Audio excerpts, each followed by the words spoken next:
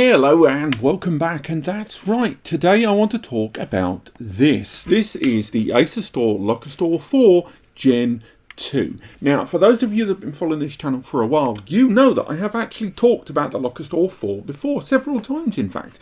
Indeed, the first time it properly was presented here on the channel, that was back in 2020. Now, in 2020, lots of NAS brands released their latest desktop wares for prosumers, SMB, small, medium business, and indeed home users as well, with Asustor being no different with their Lokerstor series there. However, in the years that have gone by, lots of brands have refreshed their ranges. And although a lot of other brands out there have added year model IDs or completely reinvented their model IDs, in the case of Asustor, what they've done is taken their Lockstor series and pretty much upgraded the most important parts while maintaining the whole chassis. Why is that important? Well, because in the 2 years since the Lokerstor 4 and now the Lokerstor 4 Gen 2 have released, from what I can see online, the price difference between buying the new version and the old version is about $60 to $70, which again, if you're in the UK, it's about 50 odd nicker or 50 to 60 euros, depending on what you're looking at there. Now, when you look at year-on-year releases from these brands,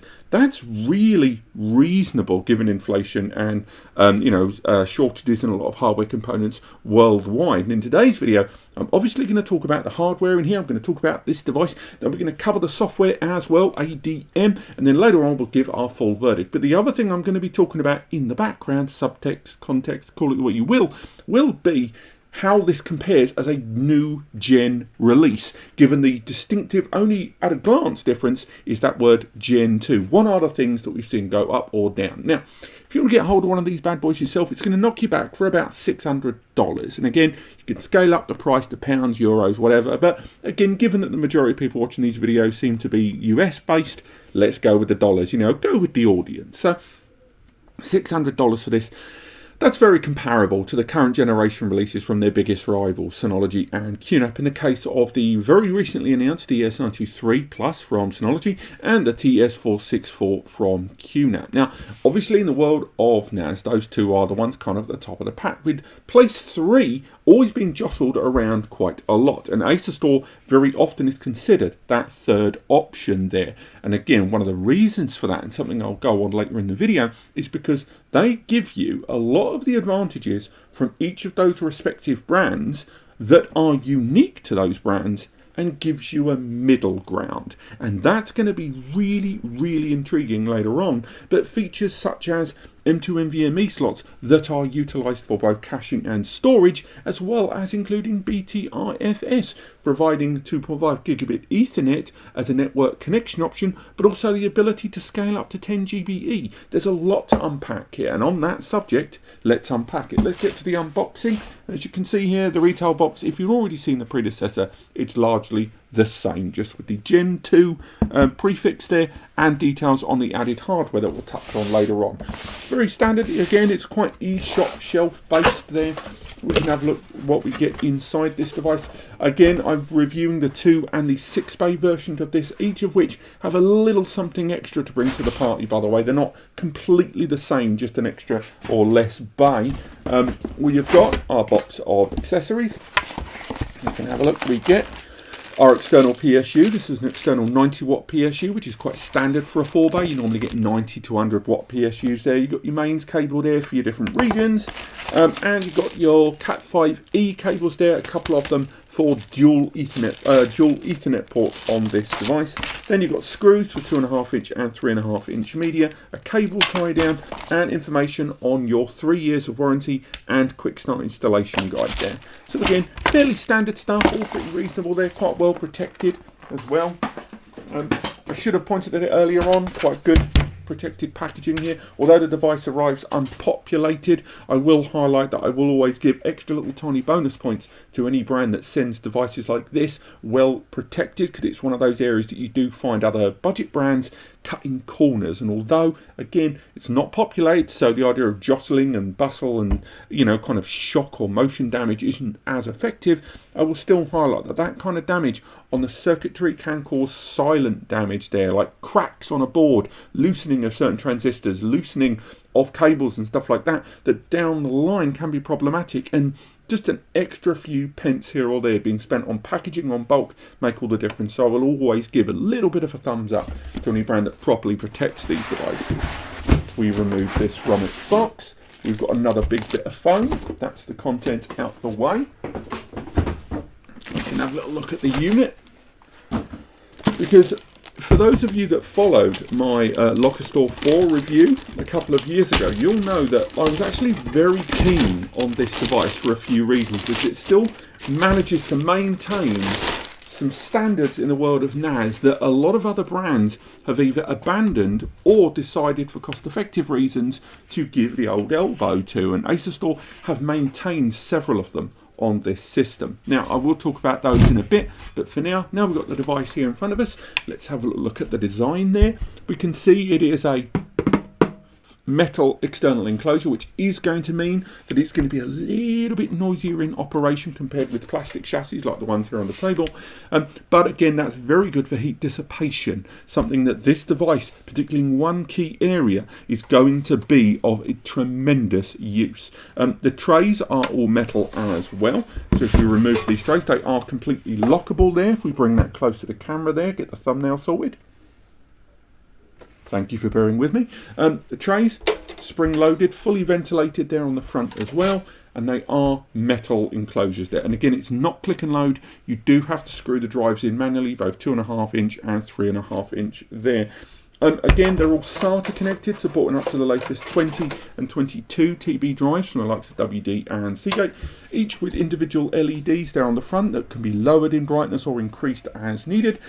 And the system can be operated with as little as one hard drive inside if you choose, or fully populate it and take advantage of a multitude of different RAID arrangements, such as RAID 0 combining them, RAID 1 pairing them for a mirrored drive, RAID 5 where you can combine them all for one disk of fault tolerance or redundancy there, basically a safety net, or RAID 6 for 2 drives, all of which have their own inherent advantages and disadvantages to performance and storage capabilities. So we've got LEDs there on the front for when the system's in operation and being accessed, and there at the bottom a couple more for the network interfaces, and right there at the bottom a one-touch USB backup button there. And again, this device supports USB 3.2 Gen 2, the 10 gigabits per second USB connection, so much faster USB connectivity with modern generation M.2 external SSDs, as well as RAID enabled boxes that provide a much larger boost of performance and bandwidth, I should say, over USB that's standard USB 3.2 Gen 1, or just USB 3, thank you very much USB naming convention,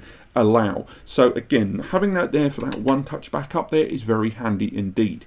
But another thing this device has that, again, I want to go back to my point about some NAS brands are giving the old elbow to some things that are very niche but still very adamant user base enjoy having, right there at the top, an LCD panel.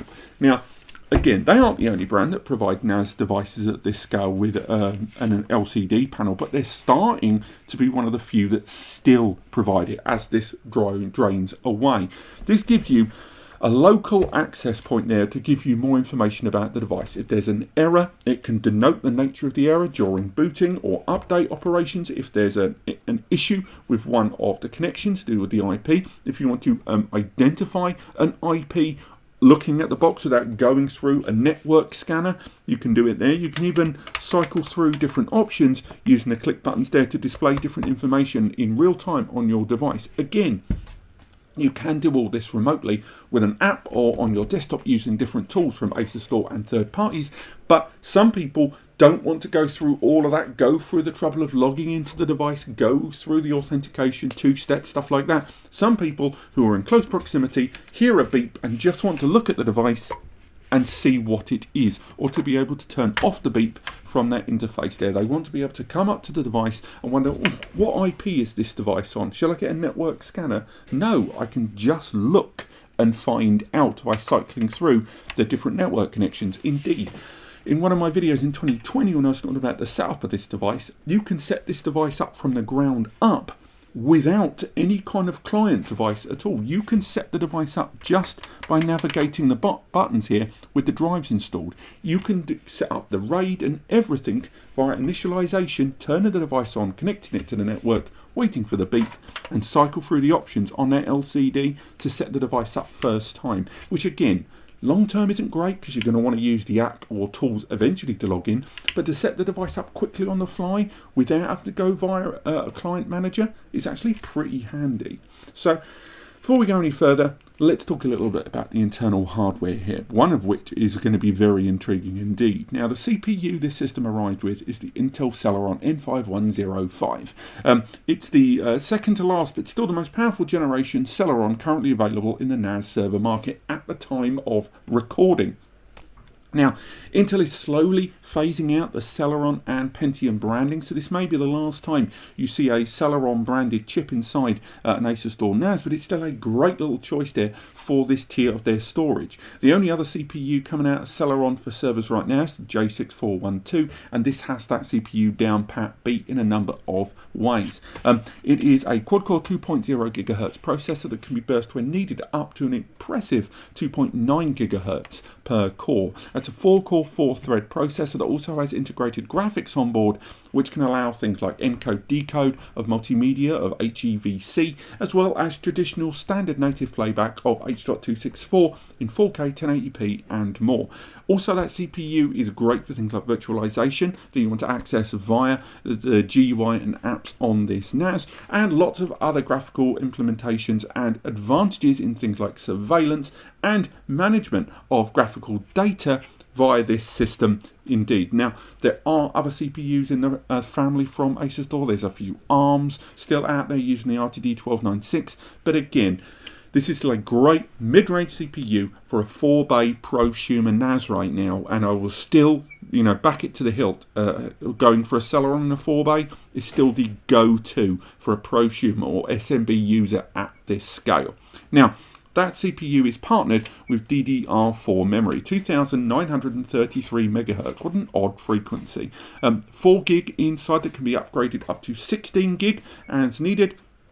And that is a decent level of hardware on day one in terms of management of a lot of home and business applications, included in ADM and third-party ones like Plex Media Server and other VM tools. The other thing I'm going to highlight, and I'll go on to it in a little bit more detail later on, is this system also has, alongside the 4 SATA bays, 4 M.2 SSD slots inside, and those are NVMe PCIe Gen 3 slots as well. So that means alongside the 4 bays of traditional hard drive storage, you've got those 4 M.2 NVMe bays that can be used for M.2 NVMe's inside to grant thousands of megabytes per second of performance. And once again, install 1, 2, 3 or 4 in whatever combination you want, or add them as you go on. You can add 4 and use 2 for caching and 2 for raw storage if you choose. And obviously you can attach RAID configurations to those as well. So using them for cache or pools is always going to be beneficial. And again, this is another example of this system giving you things that other more expensive brands are giving you on their respective platforms that are locked in one system together. So what we'll talk about next is cooling and ventilation, because as mentioned, as this is a metal chassis device, it's going to have great heat dissipation for those M.2 NVMe slots on the rear, but it is going to make that little bit more noise. Now, there has to be passive ventilation to work in conjunction with the active cooling fan on this system when it's on for days, weeks, months, years at a time. As mentioned, we've got some ventilation there on the front. The base of the system, no ventilation. This side, a little bit of ventilation. This side, no ventilation. But the top, a whole bunch of ventilation there that's going to be working with the M.2 NVMe's inside there. There is room in that chassis for heat sinks as well to be attached to those M.2 NVMe's. That's going to be crucial when this system is in operation with that big old rear mounted fan there pushing through this system. Again, it's going to make a bit more noise. If you are using drives larger than about 8 or 10 TB, they are going to be noisy anyway. You can't avoid that. Larger drives these days, due to the sheer number of platters that are being included inside, as well as innovations and things like helium design that have allowed drives to maintain a balance point and therefore get thinner and thinner and thinner to add more platters and more storage, but also increased RPM and increased caching and access has resulted in larger drives getting noisier and noisier. Consequently, if you are going to go for those larger drives, I wouldn't worry too much about the noise of this chassis, because those drives are going to be noisier than the NAS every day of the week. Now, if we look at the rear, we can talk about these ports and connections. We've got some lovely stuff there. At the bottom, we have got an HDMI output. That is an HDMI 2.0B. HDMI 2.0B adds improved performance and shared bandwidth to things like SDR and HDR playback, improving efficiency and therefore improving the output of that media. And you can utilize that in conjunction with Asustor's Asustor Portal HDMI application, which runs parallel to the system when it's running. So you've got the standard ADM apps, services, functions, and everything for all your connected users and client devices, and running parallel, not mirroring, but actually running parallel, is an HDMI output application that you can run lots of first and third party tools with this in utilization with an infrared remote control, using a mobile app over network and Wi-Fi connection, or you can just attach a KVM keyboard, video and mouse setup using the USB ports here, and therefore have a direct interface there for surveillance, for VMs, for multimedia, or a lot of the supported games that run on this device as well, though that's a bit sketchy whether you're going to use a NAS like this for that kind of thing, but you know, it's there. There's another USB port there. Again, there are a range of supported devices on this system, not just USB storage. There's a bunch of other adapters ranging from 2.5 and 5 GBE adapters that be connected to Wi-Fi adapters as well, along with a whole host of office hardware that you might have, from printers to scanners to UPSs. It's all there. And again, USB 3.2 Gen 2, so 1,000 megabytes per second bandwidth there to play with. We've also got a couple of red Ethernet ports.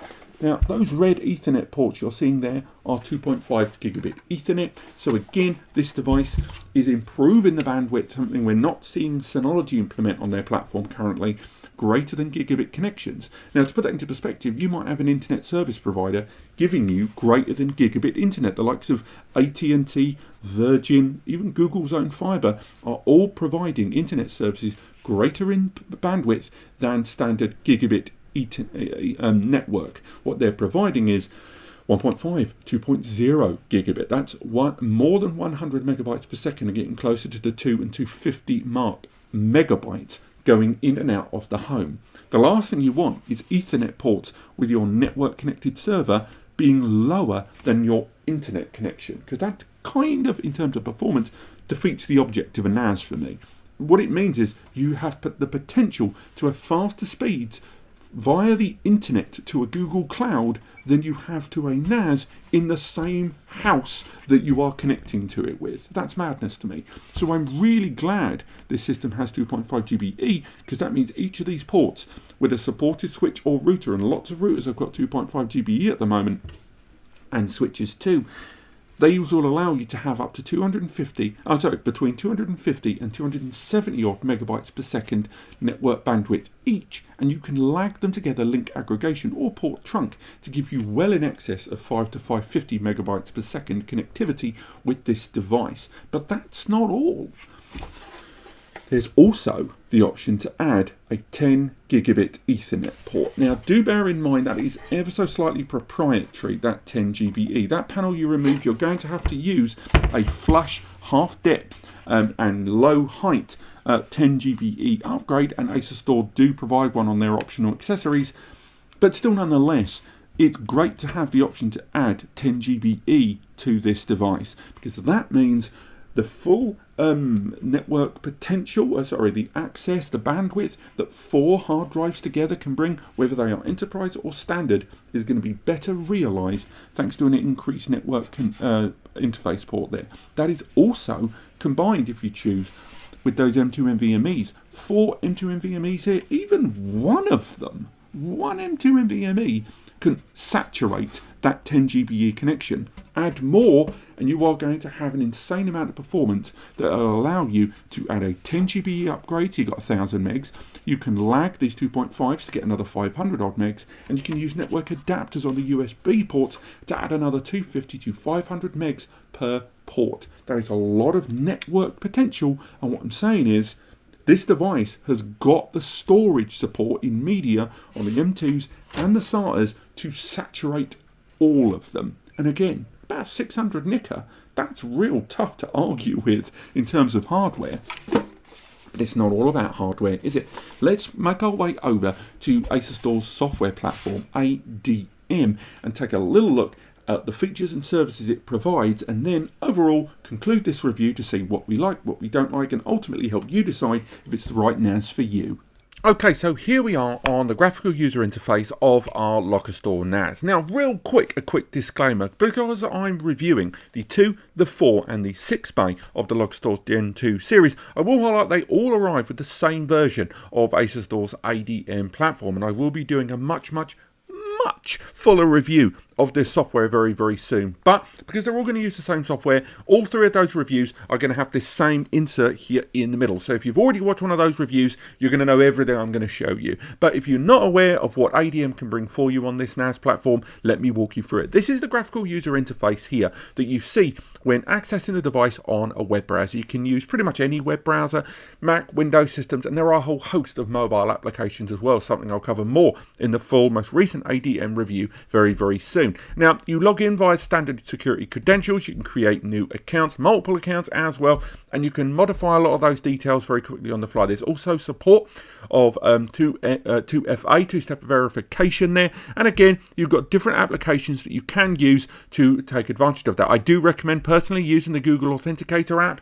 Again, it's very reliable, it's one that I personally use, but you can do a lot of stuff there. You can change a lot of the access privileges, a lot of the storage quotas and stuff like that, and we'll go into that a little bit more in just a moment. You can change a lot of the background information there, change a lot of the themes. Why don't we just leave it there on that theme there? And you can download and modify some of those themes as well later down the line. Now, with the user interface of ADM, some of the options aren't quite as intuitive as I'd like them to be. Some of the placement of them, some of the stuff that I'd like to see. For example, the storage manager there. Within the storage manager, you can access and control a lot of those different variables, but they haven't rolled in things like snapshots, which are their own standalone area here within the single storage window. Now, I understand why they want to make sure they separate storage and separate snapshots and separate file management, but still nonetheless, I think they could still maybe tweak things a little bit there on the GUI when you're accessing it. It's still, you know, so much more intuitive than it was in the past, but there is still a little bit of room of improvement. But that said, I will say things like managing a lot of the storage inside. As you can see, I've put 2 M.2 NVMe's inside this system, so this is how quick it is. We can go ahead and if we choose to, take advantage of we can go for an advanced setup there, and from there we can choose to go for perhaps a RAID 0 to combine those M.2 NVMe's, and we can go ahead and just immediately select them and turn them into our raw storage pool. We can even enable BTRFS, as you can see there, on the M.2 NVMe storage, and all of that is accessible straight away off the bat. And if you utilize the M.2 NVMe's at the start, you can go ahead and install ADM on these. Alternatively, if you wish, you can go ahead and create an area of cache. You can go ahead and create SSD caching to work in conjunction with your primary storage there. So read-write caching, for example, which will improve things in either direction. You can go ahead and again use one or you'll need both of those for combined cache, and you can use those same drives for caching. Indeed, because there are 4 slots, you can use 2 of those for caching and 2 for raw storage if you choose. Very beneficial indeed there. Now, if we come out of there, the storage manager, they still lack a fluid RAID system for me, which is a shame. It's one of the few areas where I'd like to see ADM really scale out a little bit more. But they have that additional RAID configuration. Again, the 2 has only got the RAID 0, RAID 1, the 4 bay's got the RAID 5 and the RAID 6, and the 6 bay you can roll in some of those combined or cluster RAIDs as well. Now, when it comes to adding services, back and forth, the App Center is, pretty detailed there. There's a whole host of first-party and arguably a lot more third-party applications as well. We've already installed a bunch of them there, but there's still plenty of apps to be getting along with there to sort of look through and set the device up. And when you do install an application, what's intriguing, this is one of the many things that you're going to see during this video, which shows changes that have been made in 2022 to kind of increase security and definitely default level security. If we go ahead and install a third-party application, or even a first-party application for that matter, let's go ahead and install one here. Let's go for the Git one here. If we install Git, you can see that it will let you know that there are things to bear in mind, like in notes and more. But some applications, when you install them, if you are going to be enabling remote level access, it will ask you whether you want to enable port forwarding on those applications by default, or you want to make sure that access is prohibited off the bat, which I think just this little tiny option here at the bottom, this little checkbox, is invaluable for a lot of more inexperienced users that want to make sure that when they're installing applications, they're not accidentally pushing holes through their secure network there. So that's quite intriguing. Now, I mentioned about third-party applications. I think there is still too many. They've definitely gone through and got rid of a lot of them. It has to be said, they've added a lot of quite popular ones, things like AdGuard, a lot of the VPN stuff there. But, I mean, the Amazon Prime stuff here, having all of these, it's just irritating, I think, for a lot of users. I think the Amazon Prime stuff there, it makes sense if you're utilizing your Asustor as an HDMI output going into a nice big screen TV. The fact that you can add Disney, to add Netflix, add Amazon, add your streaming services, add YouTube and that. So rather than using an Amazon Fire Stick as a separate device or like a Roku or something, you're still using your Asustor to do all of those things. It's just, for me, it's messy having a lot of these apps. A lot of them are linked to the Asustor portal tool I'll talk about in a moment, but even though they've gone through with a fine-tooth comb and got rid of a lot of these applications, they could still stand to get rid of a lot of them, and just moving some of them into beta is not quite good enough for me. But again, it's better than it was, certainly. Now, I mentioned the HDMI output. We will get on to a lot more of the GUI and tools here. I'm not going to go into too much detail on the Asustor HDMI output. The tool itself, known as Asustor Portal, can be configured quite a lot. This is that parallel running GUI via an HDMI output that can be controllable with a remote control, mobile phone, or KVM with a USB. And again, you can change a lot of those things. You can adapt it in a number of ways. And this is another area we've seen a lot of improvement. I'm not going to dig deep into this, but I will say I have done a whole video in 2019 which goes through a lot of these core features, what you can install, the applications going all the way through, and exactly what the device can do over HDMI, and that includes surveillance as well. But we'll get into that later on. That is that parallel Asustor Portal user interface there. If we come out of that there, we can take a little look at some of the first-party tools. Now, when it comes to the first-party tools, I will say, I do mention this again later on in a review, but there's a lack of AAA plus stuff for me. There isn't a lot of AI stuff. And I get it. AI is expensive to develop, but given that they're using a lot of third-party tools on there, I kind of would have liked to have seen a little bit more of that being rolled in. ADM is significantly more responsive now, significantly more secure, I would say. Also more fluid. The latency has been dropped dramatically. Remember, you are accessing this device remotely. This is not a local USB-connected device here. Yes, I'm using the local network, but I'm still using a device that's far away here. Now, again, they've got the File Explorer there, so within the web browser, being able to browse the device, something that is an increasingly weirdly rare feature, particularly when you look at a lot of the mainstream NAS devices like WD, or even the Drobos when it went around. It just seems mad to me that they don't include a File Explorer like this, and the fact that it has copy-paste, it has compression, it has extraction, it has sharing options natively built into it. You can even look at images and videos within this browser as well.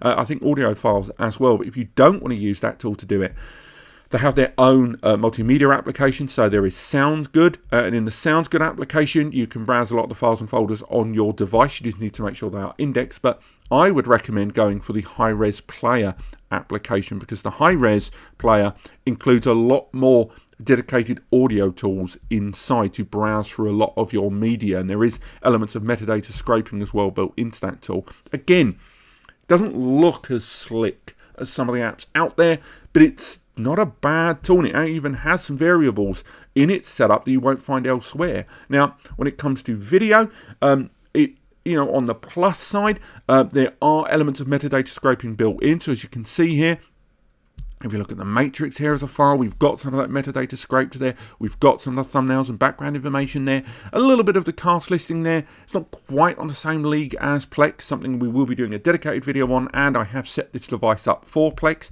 as you can see there. But unlike Plex, which has a lot more slick stuff going on, a little bit, reviews, trailer information there, not all of that is here. Now, you can, if you choose to, select the files, click the 3 dots, edit it there, and then you can choose, if you wish, to search the internet for some of that information. So you would just put that there, and then you would search IMDb for information there that you can rip from. But it's not as elegant as automated metadata scraping.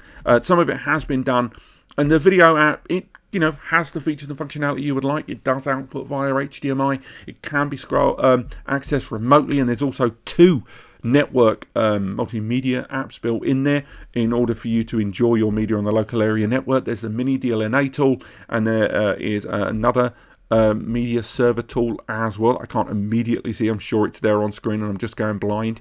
When it comes to photos, again, you can browse, and it does scrape the metadata of the images that it has rather than going remotely or using an AI. So as you can see there, you can go ahead. As you can see, this is some food I ate in Wandsworth. That is my diet. I'm not sure I'm going to live much longer.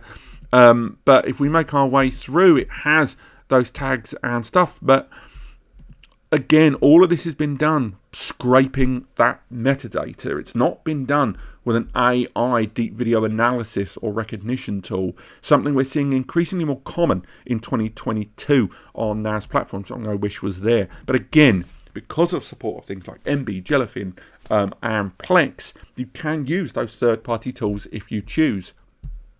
Now, in terms of surveillance, this is another area that I think Asustor could stand to improve upon, because although there are things that I like, and I'll get onto one in a moment in terms of backups and synchronization, the surveillance platform for me is still a little lacking. It's heavily reliant on you utilizing the client tool. You can't really do a great deal via the web browser in Surveillance Center. If you try and open it, what it will do is ask you at first to download and install the desktop client tool, which is just opening on my system here.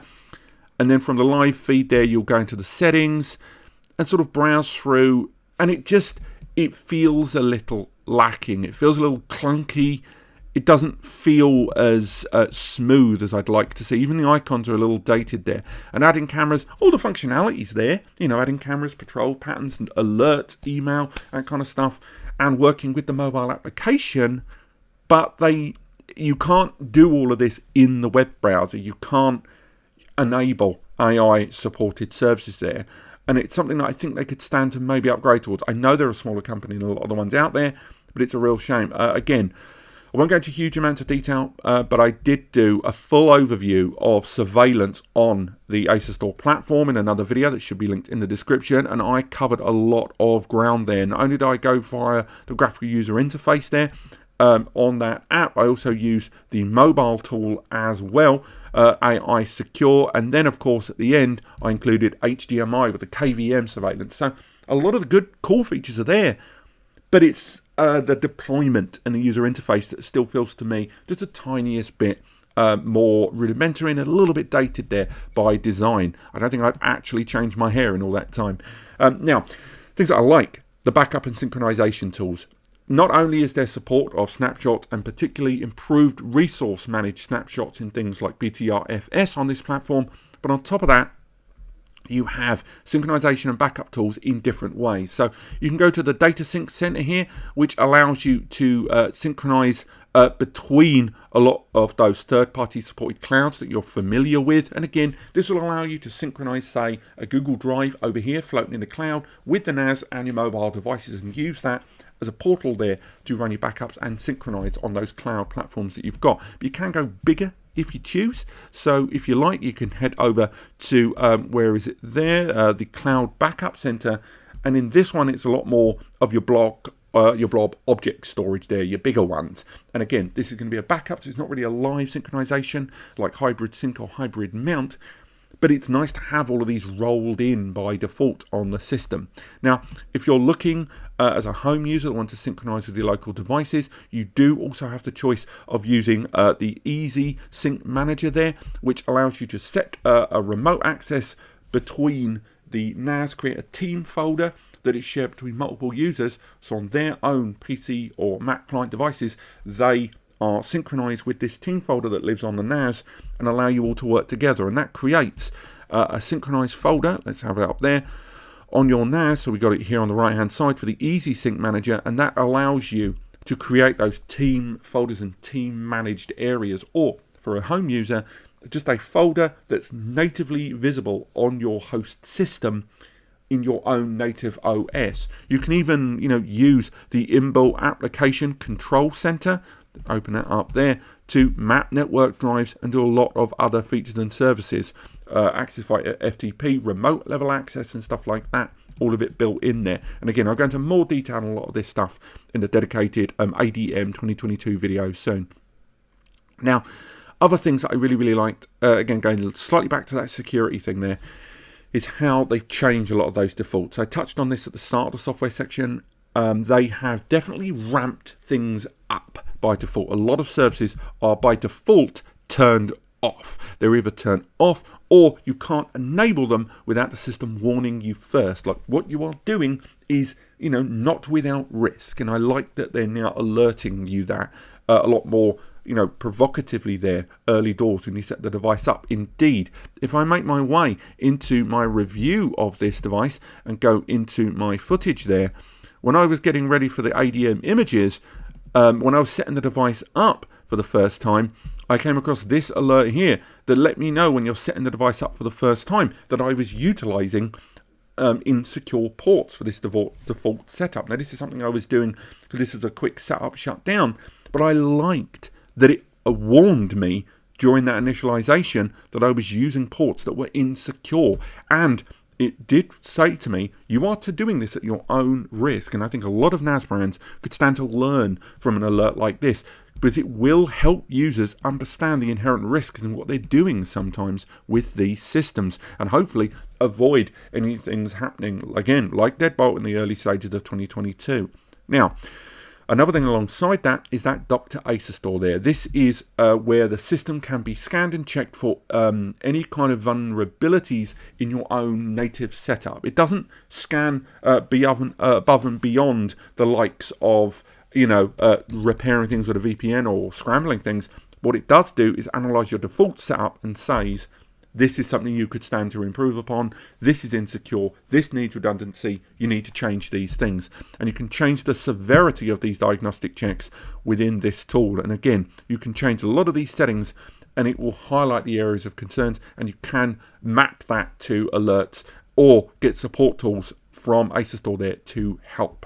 Now, that's kind of the main back end there. This is the user interface. There's so much more that I have not covered during the setup of the device. Things like the USB storage, what you can do with those USB drives, how USB is connected if you want to use some of the backup tools to create that multi-tiered backup solution where you're going onto the cloud and backing up to the USB and backing up to another NAS. That can all be managed from within this.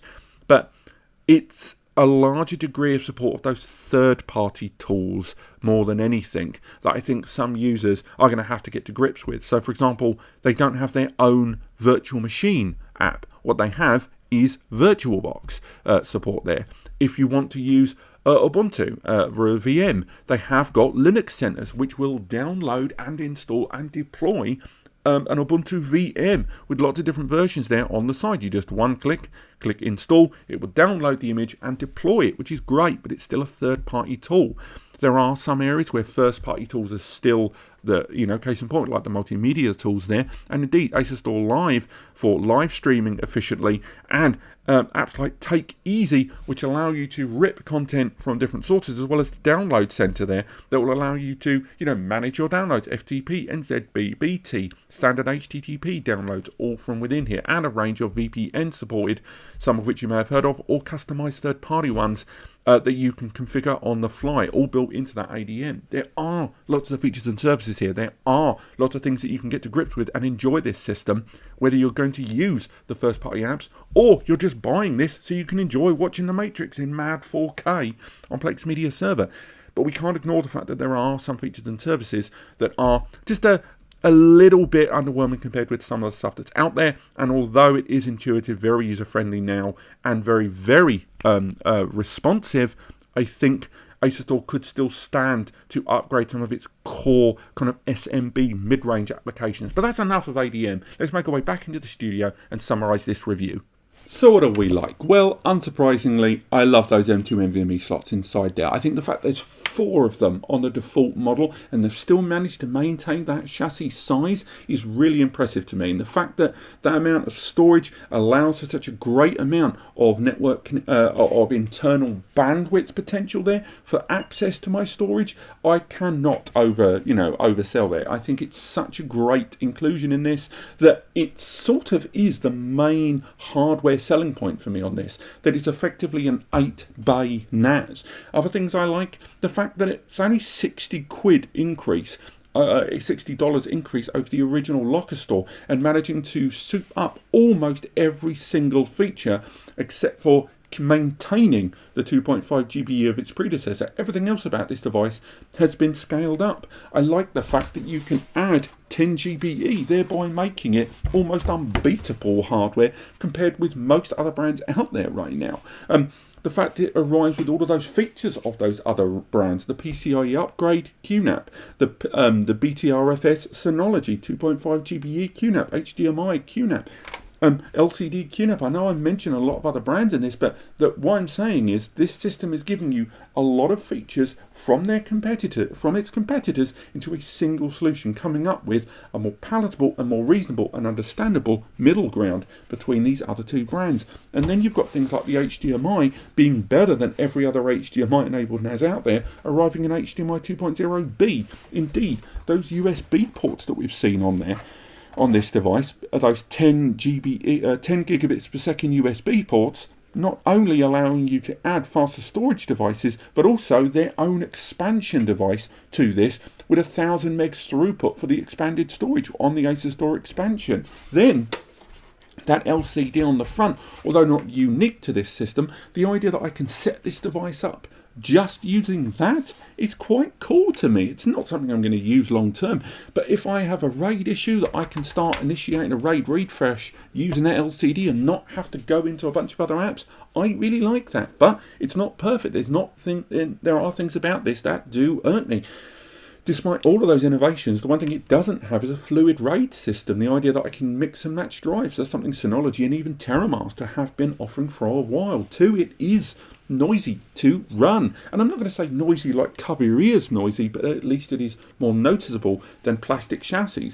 The surveillance application, Surveillance Center, is a little dated for me. It's a bit clunky.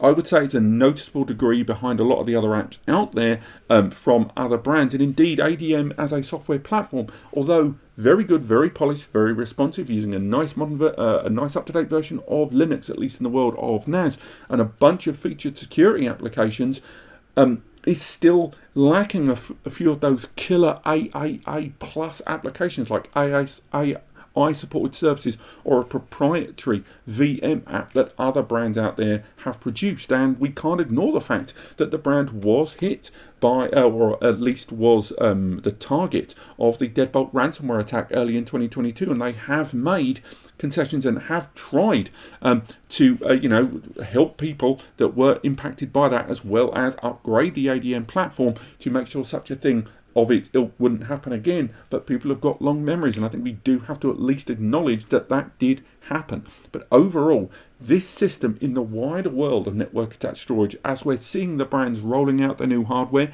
and choosing a lane of consumer or prosumer, or trying to keep a foot in both camps and sometimes not getting it right, Asustor is still continuing that very steady path that they've been on for a number of years, and not faltering in terms of the hardware or the software. They know what they do right, they know their strengths, and this product is a very, very good example of that. It is not going to absolutely blow you away in terms of software, but in terms of hardware, it is unbeatable value right now in 2022, and I stand by that. Thank you so much for watching. I hope you've enjoyed this video. If you have, do let me know in the comments. Don't bother with the like button or the dislike button. As much as I like those things, they're not going to be much use to you, and YouTube basically broke the dislike button, didn't they? But do subscribe if you want to learn more about this device and other network attached storage devices from Asustor and other brands in 2023. And of course, if you need help choosing the right solution for you, use the free advice section linked in the description to NASCompares, or use the free community support forum, Ask NASCompares, where me, Eddie, and the NAS community will support you. Otherwise, if you are going to buy this device from Amazon, and if this video has helped you, go to the description and use the links to Amazon there. It will take you to your eShop, your own location, I should say, and it won't cost you anything extra. And if you do buy anything from Amazon via that link, we get a kickback, which helps us continue doing what we do. But other than that, thank you so much for watching. Have a fantastic week, and I'll see you next time.